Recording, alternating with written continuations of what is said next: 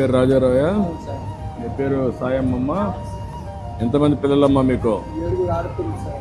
7 ఆడపిల్లలు సార్. ఆడపిల్లలే. పెద్ద ఆస్తి నీకు.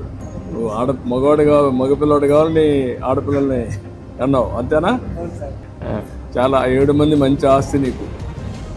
పిల్లల పెద్ద ఆస్తి. ఇంకా రాబోయే రోజుల్లో బాగా చదివించు. ఇప్పుడు 7 మంది స్కూల్కి వస్తున్నారా? ఎంతమంది వస్తున్నారు? పాప అందరికీ స్కూల్లో వెళ్తున్నారు, హాస్టల్లో వెళ్తున్నారు సార్. అదే ఈ 2 పాపలు హాస్టల్లో వెళ్తున్నారు. 2 ఉన్నారు. మిగిలిన వాళ్ళు పెద్దవాళ్ళు కాలేజీలో చదువుతున్నారు. కాలేజీలో ఉన్నారు. ఇంకా చిన్న పిల్లలు ఉన్నారా? 10th class. ఒకటి 5th సార్.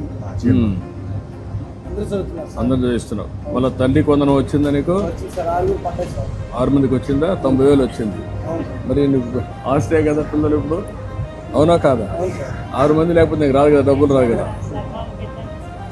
మళ్ళీ వాళ్ళకందరికీ ఇక్కడ భోజనం పెడుతున్నాం, చదివిస్తున్నాం.